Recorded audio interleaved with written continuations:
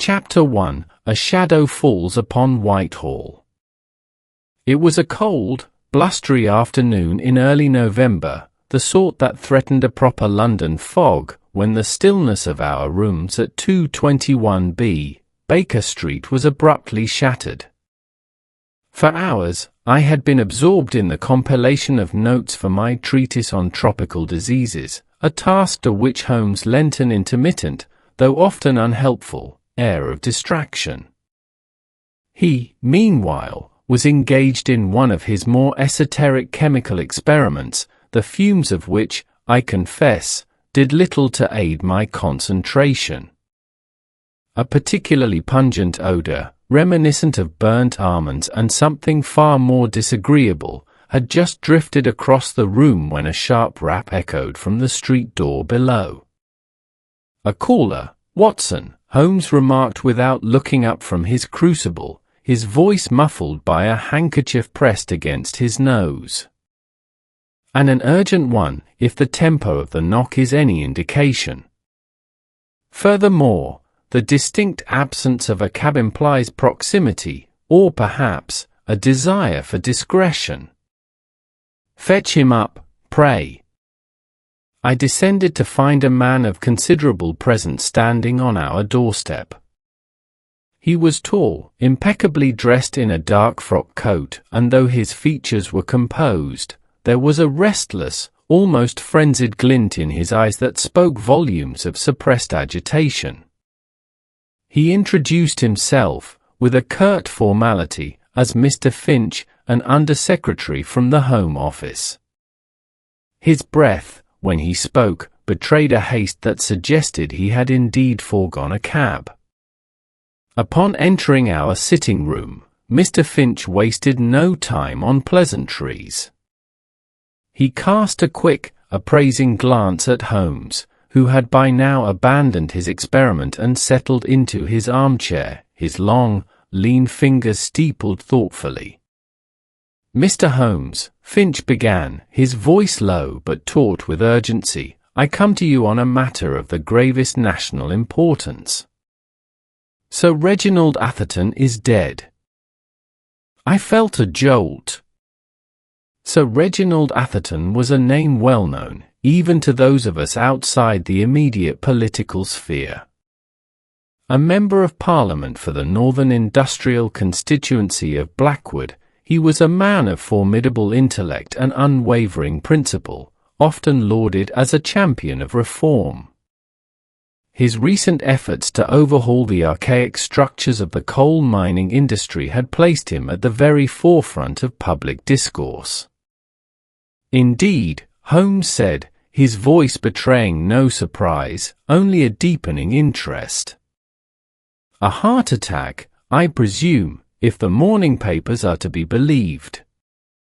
A regrettable, though entirely natural, end for a man of his age and strenuous occupation." Finch swallowed, his gaze darting between us.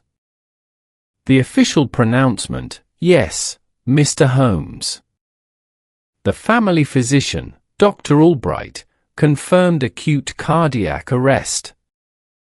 He was found in his study this morning by his butler. Quite peaceful, it seemed. No signs of struggle, no disturbance of his papers. A natural death." Yet, Holmes prompted, a faint smile playing on his lips, "You are here, Mr. Finch, suggesting that the Home Office finds something less than natural in this peaceful demise." The Under-Secretary nodded, relieved that Holmes had cut directly to the heart of the matter. "Precisely, Mr. Holmes. It is not the manner of his passing that troubles us, so much as the timing. You see, Sir Reginald was due to present his coal industry reform bill to the House tomorrow. A momentous piece of legislation, one that has caused no small stir." "Ah, the notorious bill," Holmes mused, his eyes half closed. "The one which, while promising much-needed modernization and safety improvements for the industry as a whole, contains a rather contentious clause. A clause, if I am not mistaken, that mandates the closure of certain older, less efficient mines in the north, mines that employ thousands, mines that form the very fabric of communities in regions already struggling against the tide of economic change. You are exceptionally well informed, Mr. Holmes, Finch replied, a hint of awe in his tone. That clause, though deemed necessary for long-term viability, would indeed render some 10,000 men jobless, scattering families and extinguishing livelihoods. There has been considerable opposition, petitions, even threats, from certain quarters amongst the affected workers. A tragic, desperate situation, I assure you. Desperate men, Mr. Finch, Holmes murmured, are often driven to desperate measures. And despair, when properly fanned, can become a most dangerous fire. So, the question before us is this: was Sir Reginald Atherton truly taken by the hand of God, or was his untimely departure orchestrated by an unseen hand, eager to halt the progress of his pen? He leaned forward, his eyes now fully open, gleaming with an almost predatory intelligence. Tell me, Mr. Finch, when did this heart attack occur, and what, precisely, has disturbed the calm confidence of Whitehall? Chapter 2: The Silent Study. The November gloom had deepened into a persistent drizzle by the time our hansom cab drew up before the imposing facade of Sir Reginald Atherton's residence in Westminster.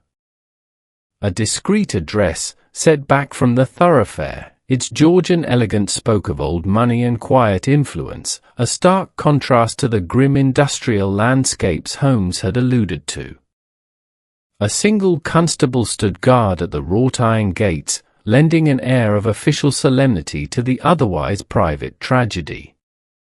As we were ushered inside by a solemn-faced butler, the hush within the house was profound, broken only by the muffled clatter of distant London traffic and the whisper of our own footsteps on the thick Persian rugs. The air, though stagnant, felt heavy with unspoken grief and, to my more imaginative mind, a subtle undercurrent of unease. Inspector Lestrade, his bulldog features etched with an uncharacteristic weariness, met us in the hallway. "Holmes, Watson," he grunted, a flicker of something akin to relief crossing his face.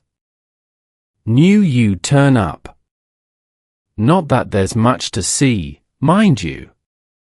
Clear as a bell, this one." He led us to the study, a spacious room dominated by an imposing mahogany desk laden with papers. The curtains were drawn, casting a somber light, and a faint, acrid smell, almost like burnt paper, still lingered. A Persian carpet, rich with intricate patterns, covered the floor, and tall bookshelves lined the walls, crammed with volumes that spoke of a life devoted to learning and public service. "Here we are," Lestrade announced, gesturing towards the worn leather armchair beside the desk. "Found him slumped here. The butler, Graves, discovered him at 8 this morning when he came to deliver the morning tea. Dr. Albright, the family physician, was called immediately. Pronounced him dead of acute cardiac arrest, swift and merciful, he said. No struggle, no sign of forced entry, windows and doors all secure. Valuables untouched. A tragic but perfectly natural end, Holmes, as you yourself surmised. I examined the scene with my usual attention to detail, but could find little to contradict Lestrade's assessment. The desk was meticulously organized, papers neatly stacked, a half-finished letter still in the inkwell. A small, delicate porcelain cup, presumably for tea, sat on a coaster beside a blotter. It was all so terribly ordinary. Holmes, however, moved with the quiet intensity of a hunter. He did not merely glance, he absorbed. His eyes, keen and discerning, swept over every surface, every shadow. He crouched by the armchair, examining the carpet beneath where Sir Reginald's feet would have rested. He ran a finger along the edge of the desk, then sniffed it. He even paused to pick up a fallen pen, turning it over in his fingers before replacing it precisely where he found it. "And what time did Dr. Albright make his pronouncement, Inspector?" Holmes inquired, his voice a low hum. "Around 9, Holmes." He was quite clear. The poor man was gone several hours before. Holmes straightened up, his gaze fixing on a small, ornate silver paper knife resting amidst a stack of parliamentary reports. He picked it up, weighing it thoughtfully in his palm, his thumb gently tracing the intricate engraving on its handle. "Watson," he murmured, his voice almost a whisper, "do you notice anything peculiar about the atmosphere in this room?" I sniffed, trying to discern what he meant beyond the lingering acridity. "The smell, Holmes, perhaps? Like something burnt, but metallic." "Precisely," he said, but his attention had shifted. He was now examining the small porcelain teacup. He lifted it carefully, his magnifying glass appearing as if by magic from his waistcoat pocket. He scrutinized the rim, then the interior, before setting it down with a click. "An unfortunate accident, indeed, Inspector," Holmes declared, his tone even, almost dismissive. "A man of Sir Reginald's stature, undoubtedly under immense strain. The heart, alas, is a fragile instrument."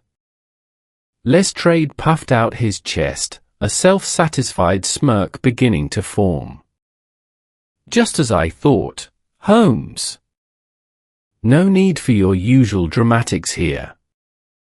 But as Lestrade turned to speak to the butler, Holmes, with a movement so swift and subtle it almost escaped my notice, slipped the silver paper knife into his breast pocket.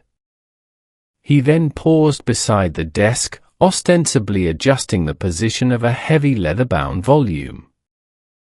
As he did so, his hand brushed against the surface, and I observed him, with a fleeting glance, carefully lift and place into a small, wax paper envelope, a minuscule, almost invisible, shard of what appeared to be dark, polished wood, no larger than a splinter. "Come, Watson," he announced, turning abruptly towards the door. "Our presence here is no longer required. The good inspector has matters well in hand." Lestrade, still basking in his perceived vindication, merely waved us off. But as we stepped back into the grey London light, I caught a glimpse of Holmes's profile. His jaw was set, and his eyes, far from relinquishing the case, held a glint of intense, almost fierce, concentration. The paper knife, I knew, and that unseen splinter, held more significance than he had let on. The silent study had spoken, not in words, but in the minute disturbances that only Sherlock Holmes could perceive. Chapter 3: The Miner's Plight. Back in the familiar comfort of Baker Street, the fire crackled cheerfully, a stark contrast to the oppressive chill of Sir Reginald's silent study. Holmes had changed into his dressing gown, his long figure sprawled in his armchair, eyes closed, drawing deeply on his pipe.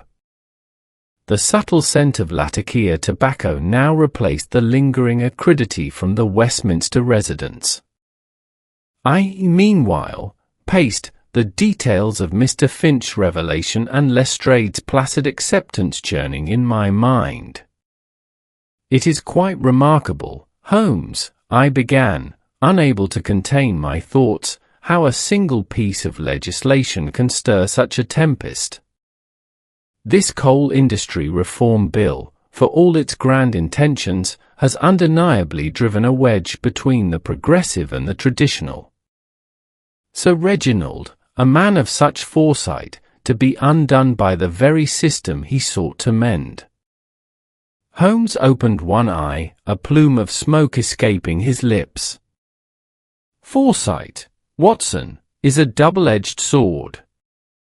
It can illuminate a path forward, but it can also reveal the sacrifices along the way.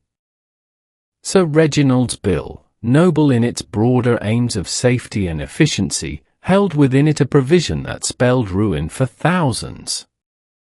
The clause mandating the closure of those older, less profitable mines in the northern counties, pits that have sustained families for generations, is the fulcrum upon which this tragedy pivots. I settled into my own chair, taking up a volume of statistics on industrial output and employment that had caught my eye. Indeed, the reports from the industrial north have been increasingly grim. Declining coal prices, foreign competition, and now the threat of widespread mine closures. It's a desperate plight, Holmes. Imagine a man who has known nothing but the pick and shovel since boyhood, whose father and grandfather toiled in the same darkness, suddenly told his livelihood is to be extinguished, his community left to starve. A powerful motive, Watson, Holmes conceded, removing his pipe and gesturing with its stem. Desperation often breeds violence. The spontaneous outburst of a wronged man, or the concerted effort of a desperate community, could easily lead to an act of retribution. And certainly, the public sentiment, fanned by sensationalist newspapers, would readily accept such a narrative as miner's vengeance on reformer. It neatly ties up all the loose ends for the casual observer and, conveniently, for the authorities. Then you believe, despite Lestrade's insistence, that Sir Reginald was indeed murdered? I pressed. "My dear Watson," Holmes replied, his eyes now fully open and glittering with characteristic intensity, "when an influential political figure, on the very eve of introducing highly controversial legislation, dies suddenly of a conveniently unnatural cause, and that death benefits a specific, identifiable group, one would be a fool to dismiss foul play out of hand. The official verdict, while plausible on the surface, entirely overlooks the human element of deliberate intent." He sat up, leaning forward.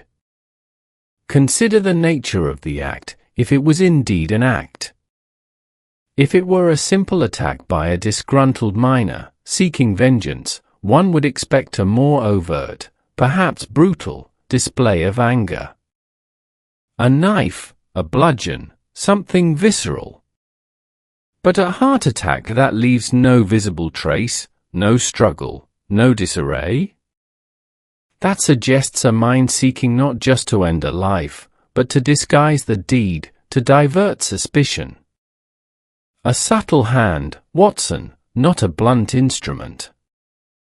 I pondered this. "So, you believe someone wished for Sir Reginald's death to appear natural, to avoid linking it directly to the coal bill?" "Precisely. And not merely to avoid linkage, but perhaps to exploit the existing tensions. Imagine the outcry had Sir Reginald been openly murdered by a radical element. It would galvanize support for the bill, perhaps even provoke a crackdown on labor movements. But a natural death, occurring at such a critical juncture, throws the entire process into disarray, buys time, and perhaps even incites further unrest, by removing the very figure who championed the reform. Holmes rose and began to pace. The true beneficiary, therefore, might not be merely those who wished to halt the bill, but those who stood to gain from the subsequent chaos, or from the removal of Sir Reginald as a political force. Who, beyond the directly affected miners, truly profits from delay, from instability, from the discrediting of a reform movement? Such a crime would require a certain sophistication, a knowledge of toxicology perhaps, and a means of access that a common ruffian would lack. He paused by the window, gazing out at the rain-swept street. I have already dispatched a few of my irregulars to the London docks and the less salubrious taverns in the East End. Information, Watson, like gold, often lies buried in the grimiest corners. Let us see if the whispers of the streets can reveal what the official reports fail to detect. He turned, a peculiar glint in his eye. And tomorrow, my dear fellow, we shall journey north. For if the heart of this enigma lies in a natural's death, its pulse can surely be found beating in the despairing rhythm of the mining communities. Chapter 4: Whispers from the Grim North. The journey northward was a grim progression into the heart of industrial England. We left London's relative civility under a sky the colour of lead, and with every mile that the train devoured, the verdant fields gave way to a landscape increasingly scarred by man's ambition. Smokestacks rose like petrified giants from the earth, staining the horizon with perpetual twilight.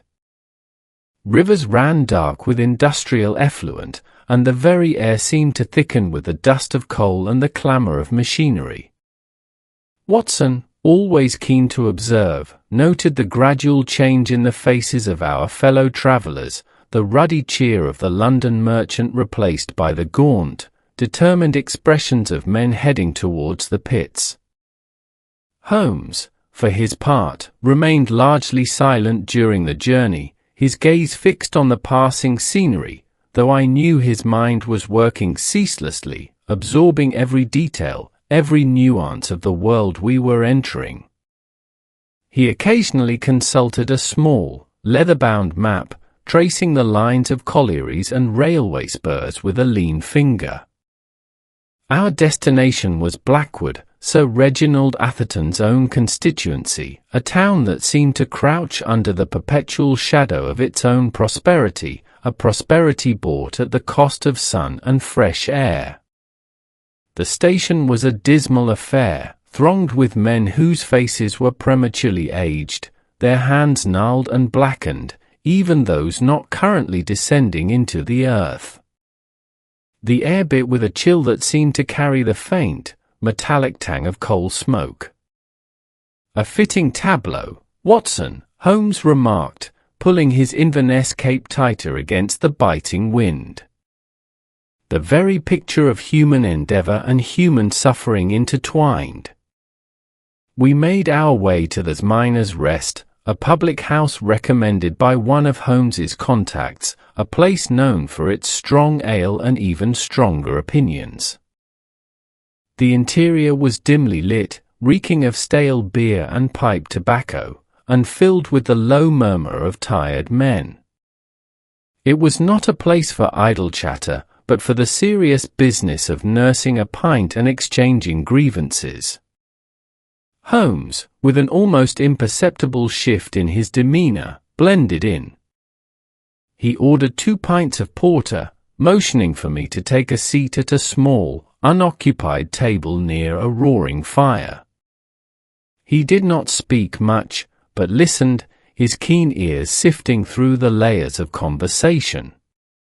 The talk, as predicted, was of Sir Reginald Atherton, though rarely with sorrow. Instead, it was dominated by a bitter mixture of relief and fear. "Good riddance to him, I say," growled a burly man with coal dust permanently etched into the lines of his face, thumping his pint on the table.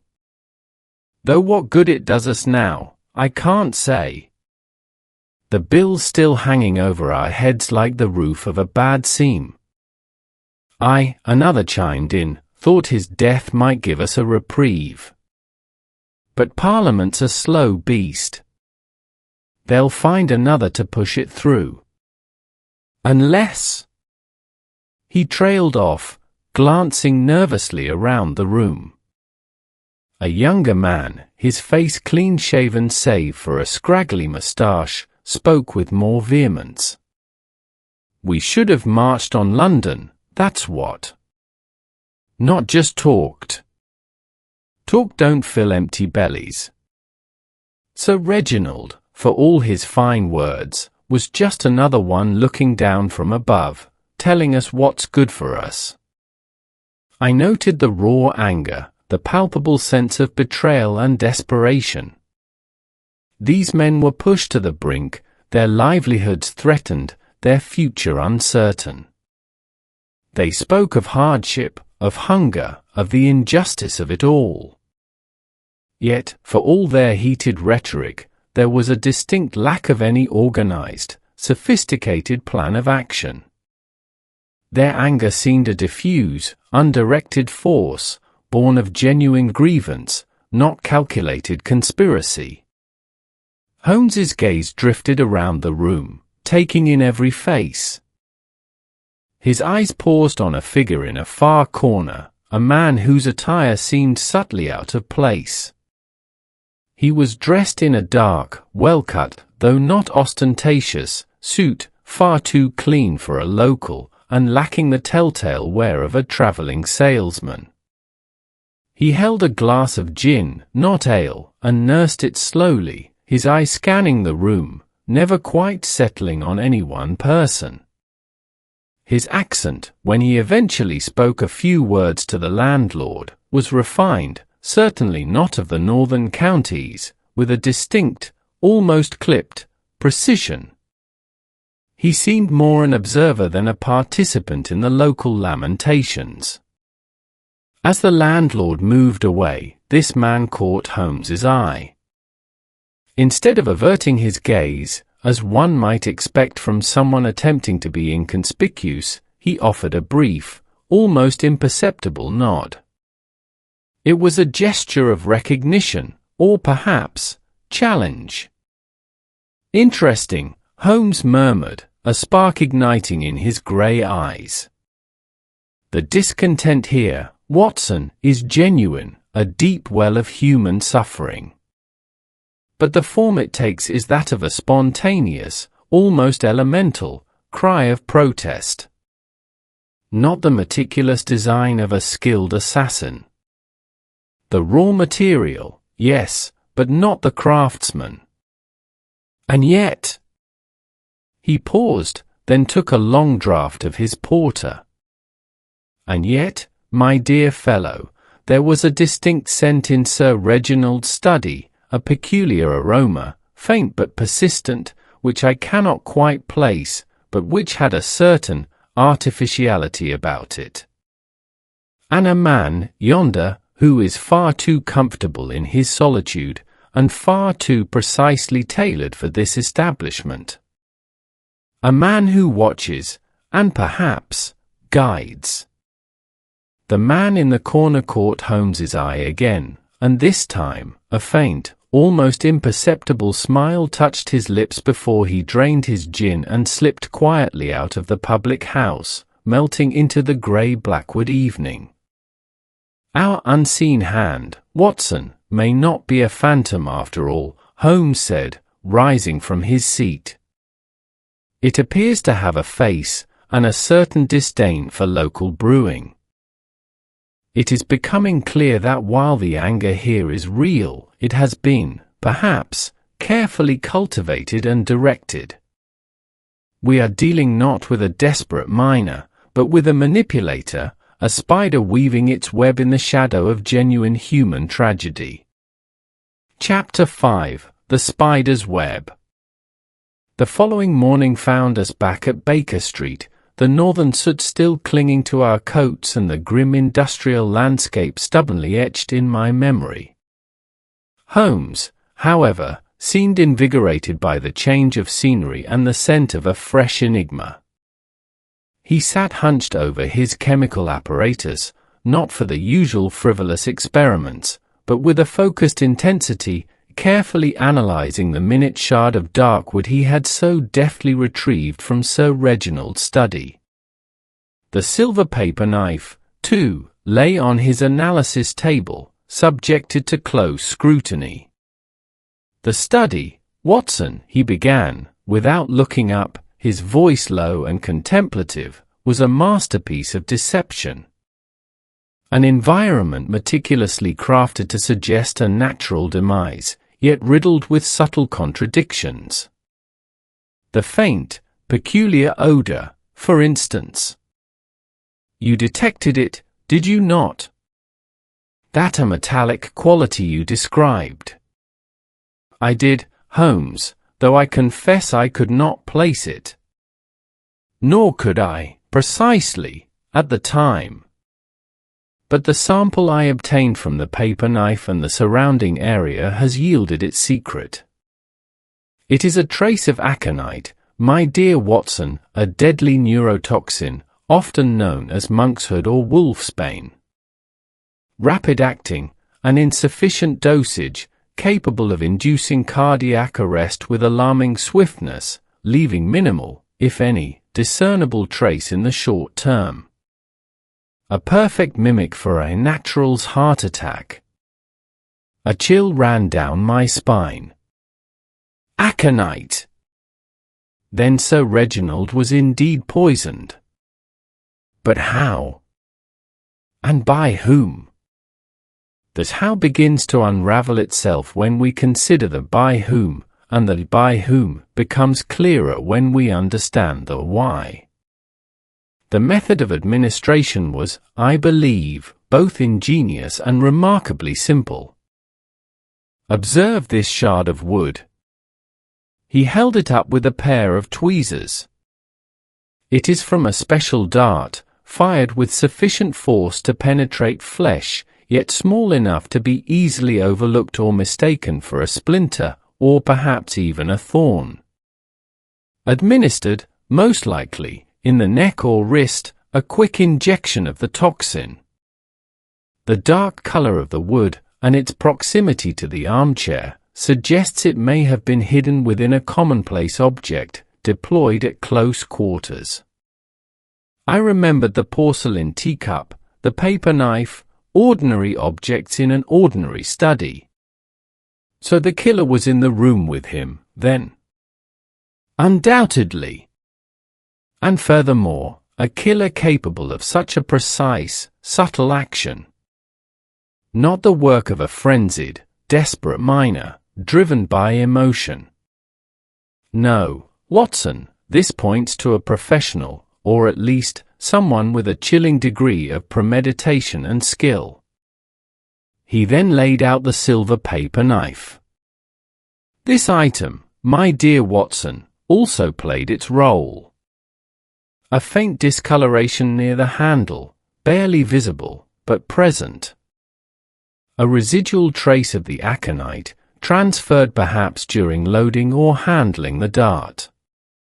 The paper knife, being a metal object, retained such traces differently than porous materials. This confirms my hypothesis regarding the substance used.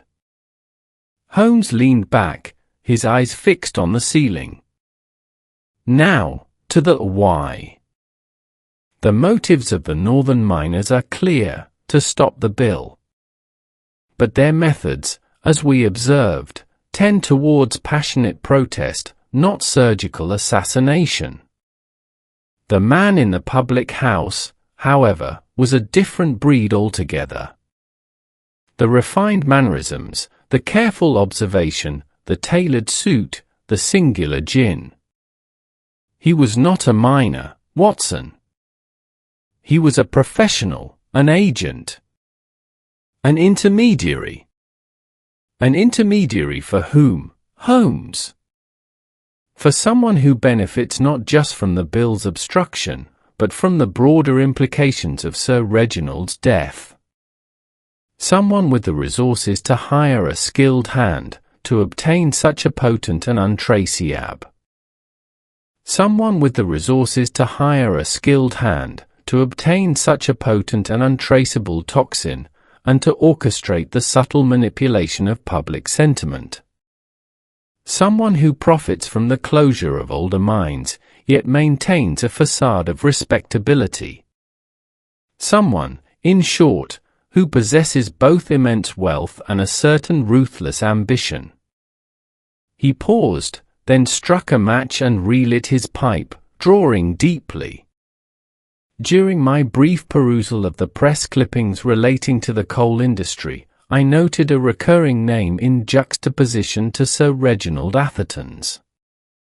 A figure who publicly championed the modernization of the industry, but privately held a distinct financial advantage in the demise of smaller, older collieries.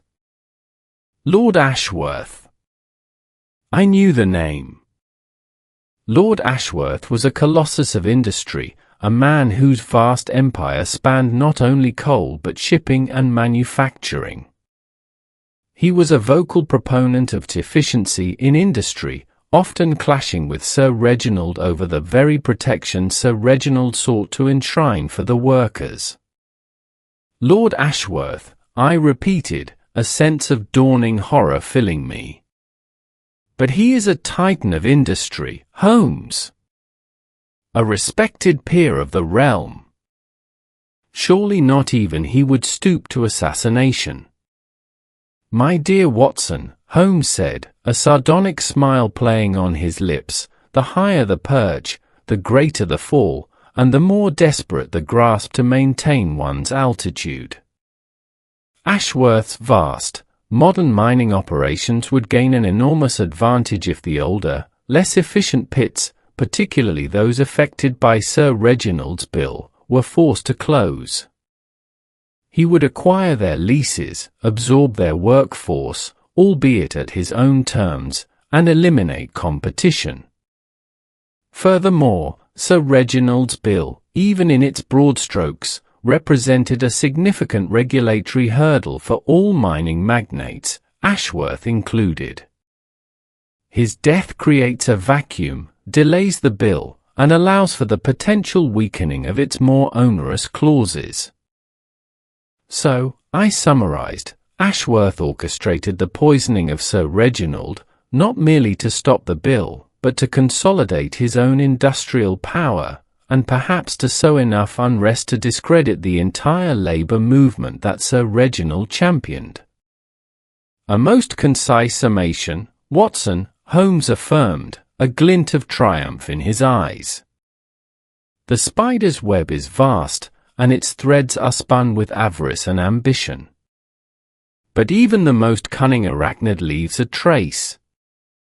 Now, our task is to find the willing or unwilling accomplice, the individual who administered the poison, for it is through this pawn that we shall unravel the entire elaborate design and ensnare the true culprit in his own sticky trap. Chapter 6: The Unwilling Accomplice. Holmes's network, a curious and disparate collection of street urchins, retired pugilists, and men of dubious profession, was set into motion with the quiet precision of a well-oiled machine. While I busied myself with the mundane task of sorting notes and preparing for the inevitable report, Holmes was a flurry of coded messages, brief interviews with shadowy figures arriving and departing like phantoms, and profound silences punctuated by the scratching of his pen. His focus was singular, to identify the hand that had delivered the fatal dose, the pawn in Lord Ashworth's intricate game.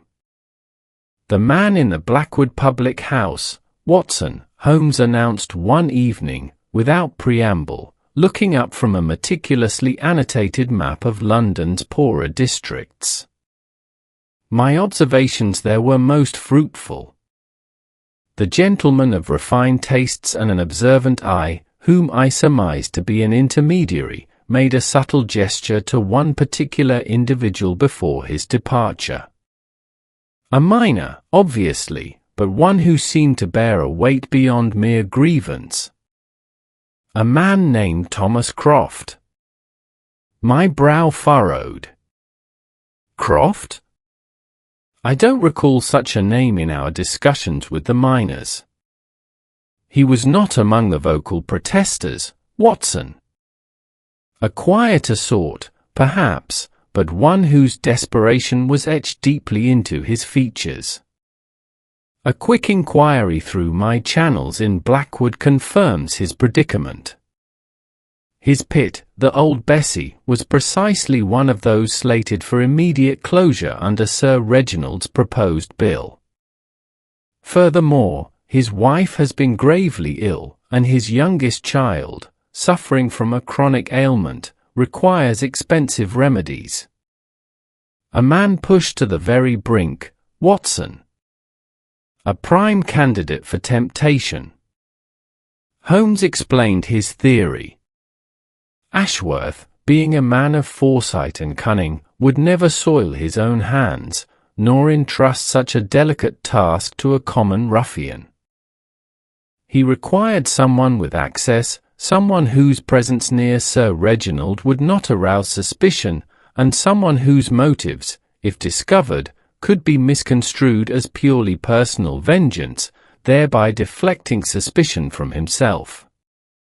A desperate miner, whose family's future hung in the balance, fits the description perfectly. Tracing Croft's movements from Blackwood to London proved less arduous than one might imagine. Poverty often leaves a clear trail. Holmes's irregulars quickly located him in a squalid lodging house in Whitechapel, a district far removed from the opulent residences of Westminster. "Come, Watson," Holmes said, donning his Inverness cape, "it is time to confront our unwitting instrument. But gently, my dear fellow. This man is a victim in his own right, ensnared by the machinations of a truly unscrupulous mind." The lodging-house was a grim affair, its air heavy with the smell of damp and despair. We found Croft in a small, sparsely furnished room, huddled over a flickering candle, staring blankly at a crumpled letter. He was a man worn beyond his years, his face haggard, his hands trembling. When he saw us, his eyes widened with a hunted fear. "Thomas Croft, I presume?" Holmes stated, his voice calm but authoritative. "My name is Sherlock Holmes, and this is Dr. Watson. We have come to speak with you about Sir Reginald Atherton." Croft's already pale face drained of all colour. He stammered, attempting to deny everything, but his fear was a palpable thing. Holmes, with his characteristic blend of piercing logic and unexpected empathy, laid out the facts before him. He spoke not of accusation, but of understanding the terrible choice Croft must have faced, the unseen pressures that had driven him to such a desperate act. "You were promised aid for your family, were you not, Mr. Croft?" Holmes pressed gently. "A means to save your wife, to care for your child? You were told that Sir Reginald's death would, in some convoluted way, save your community, save your way of life."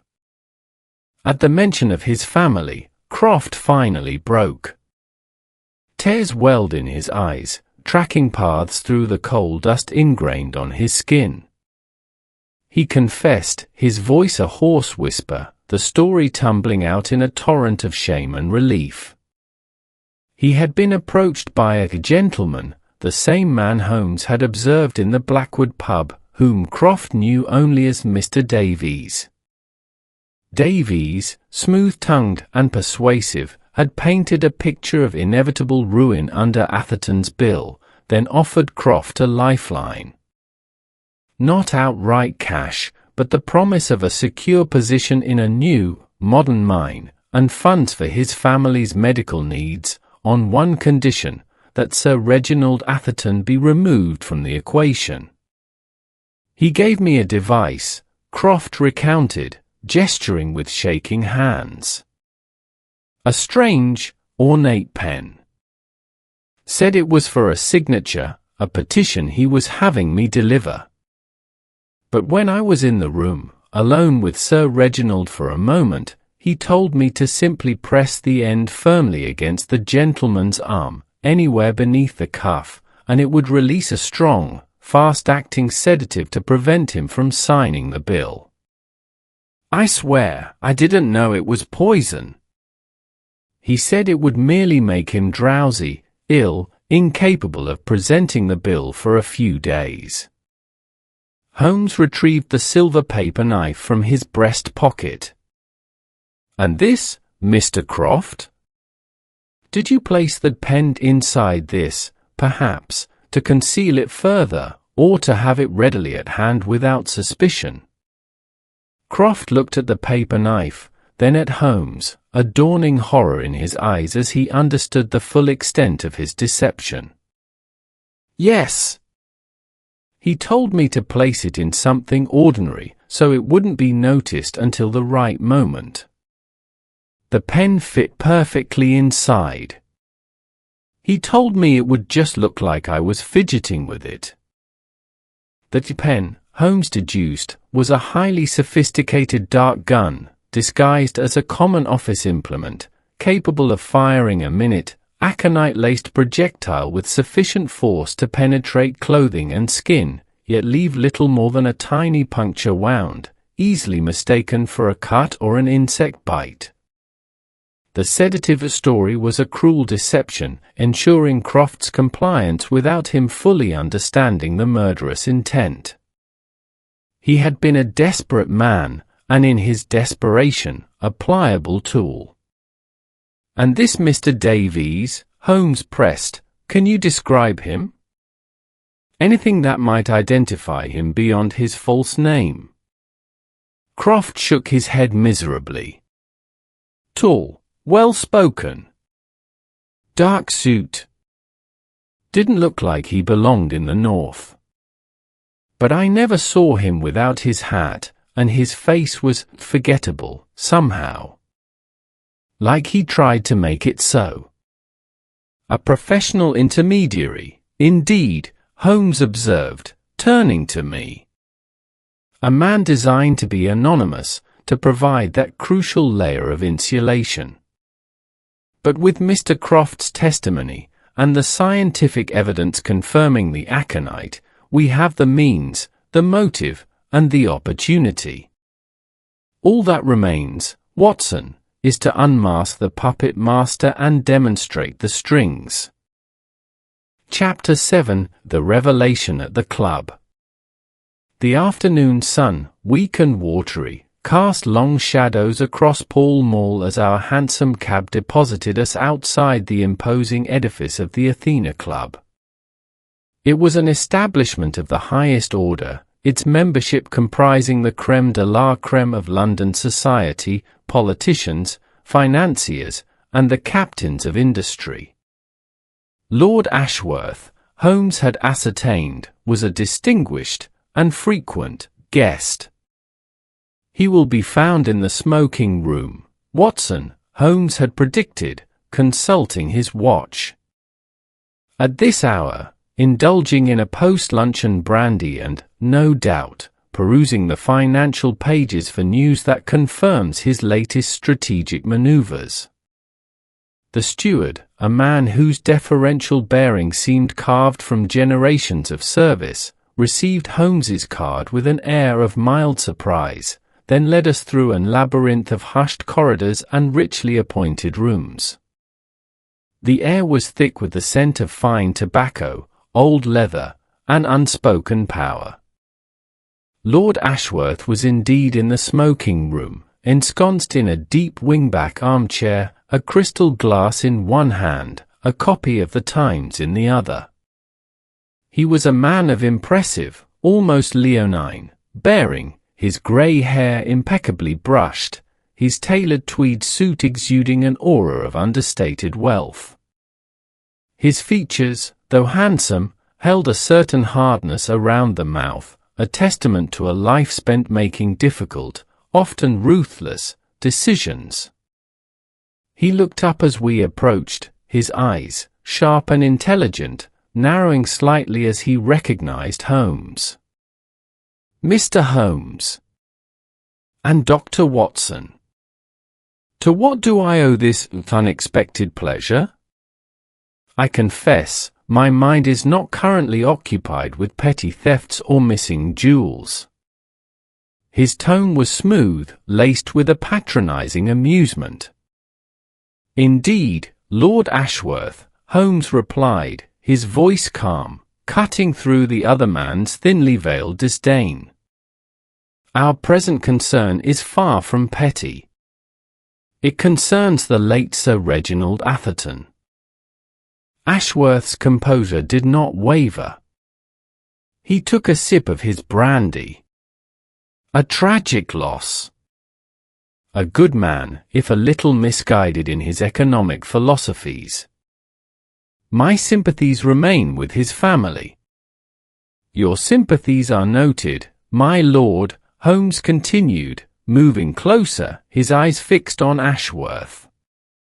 "But I assure you, Sir Reginald's demise was no tragedy of nature, but a crime of the most deliberate and heinous sort.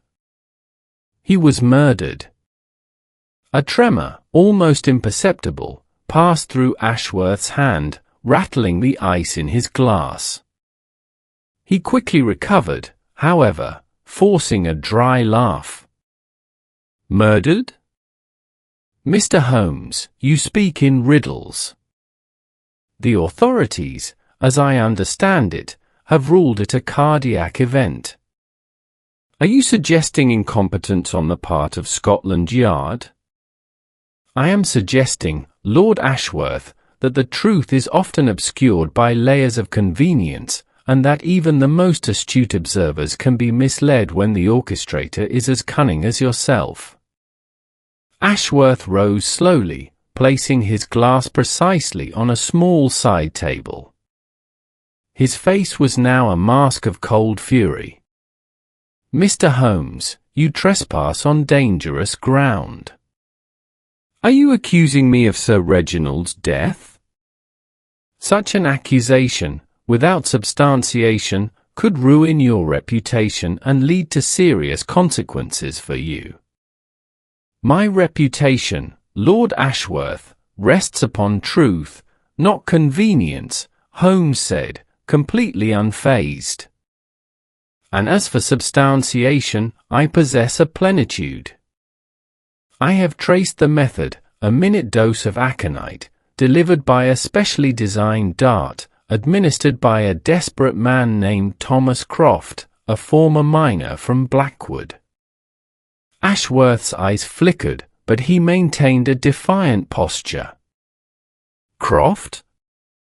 A disgruntled worker, no doubt.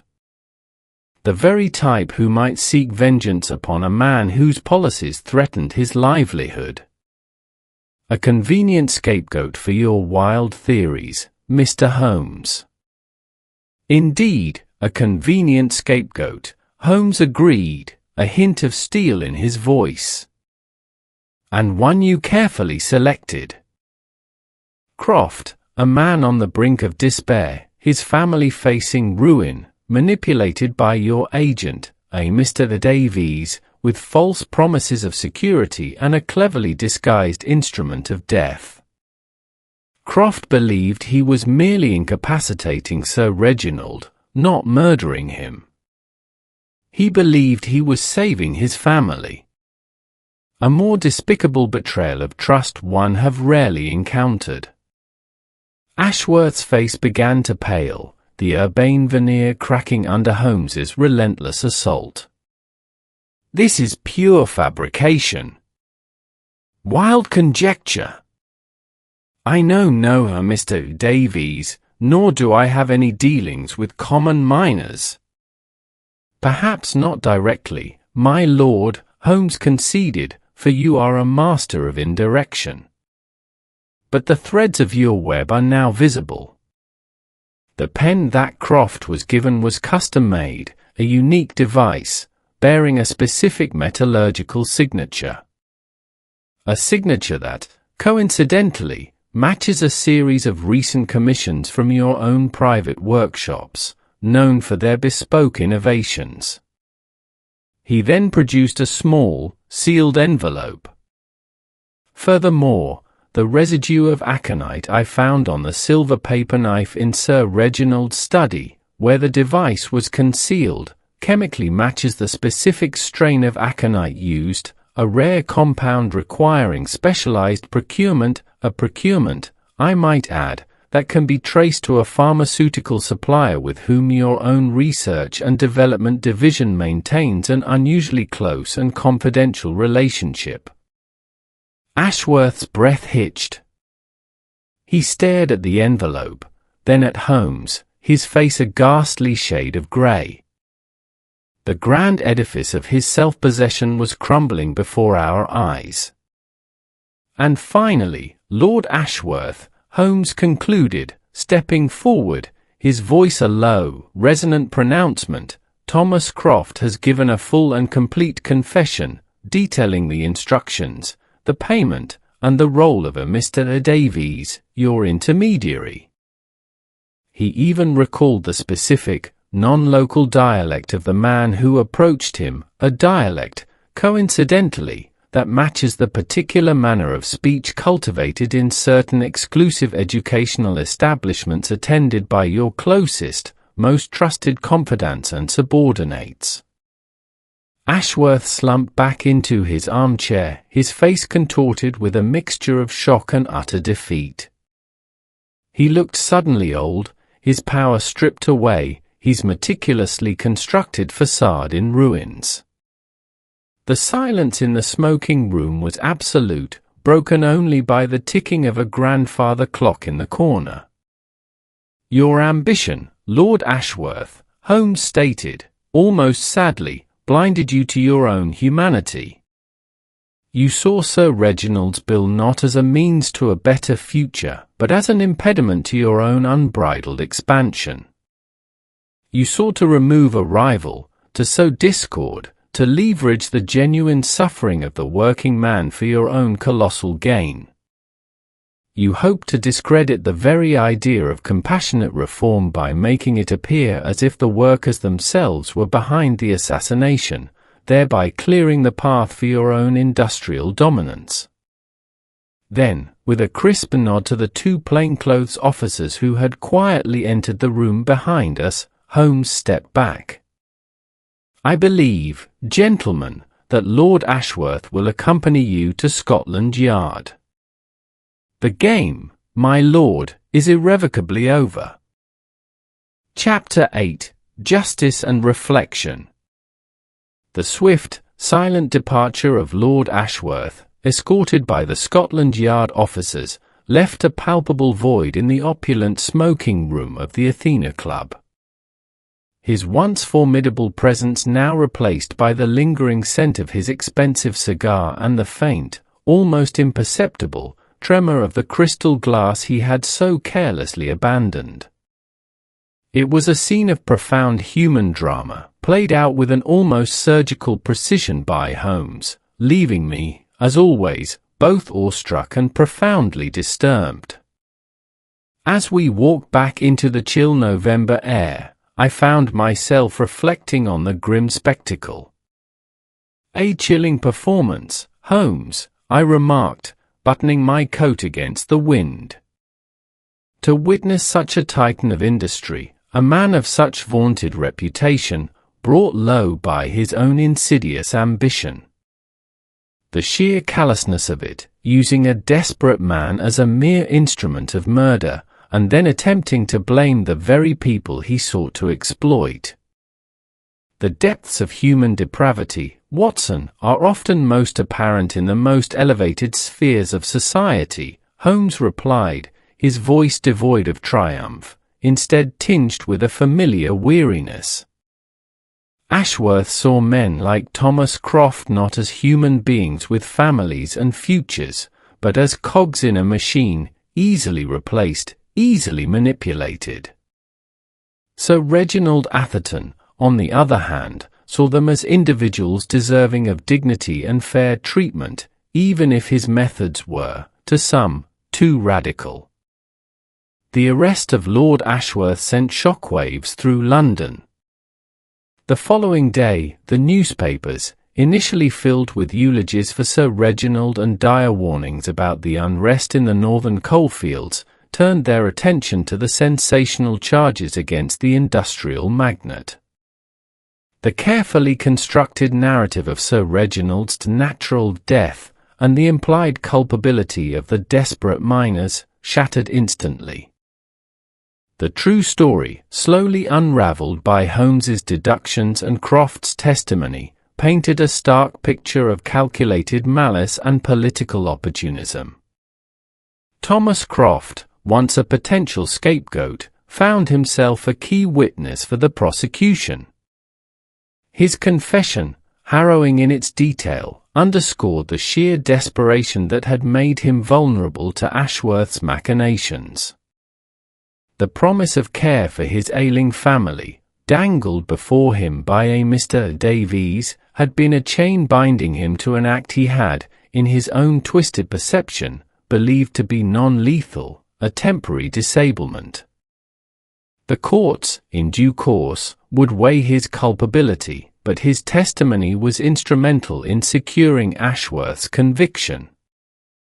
As for Sir Reginald Atherton's controversial coal industry reform bill, its fate was thrown into immediate uncertainty. The public, now aware of the dark forces that had sought to derail it, rallied behind the spirit of its intentions. While its most contentious clause, the immediate closure of specific mines, underwent rigorous re-evaluation to incorporate more humane transitional provisions, the core principles of improved safety and fairer working conditions gained undeniable momentum. Sir Reginald's death, though tragic, had ultimately cemented the need for the very reforms he championed, albeit with a new, sober understanding of the human cost involved. The workers of the North, no longer portrayed as vengeful militants, but as victims of a powerful conspiracy, found their voices heard with greater empathy. Days later, back in the familiar sanctuary of 221B, Baker Street, the gaslight glowed softly, illuminating the stacks of solved cases and the lingering scent of chemicals. Holmes sat quietly, eyes closed, seemingly lost in thought. I had just finished penning the final lines of my account, the ink barely dry on the page. "It is a curious thing, Holmes," I mused, breaking the silence, "how the pursuit of immense wealth and power can corrupt even the most outwardly respectable of men.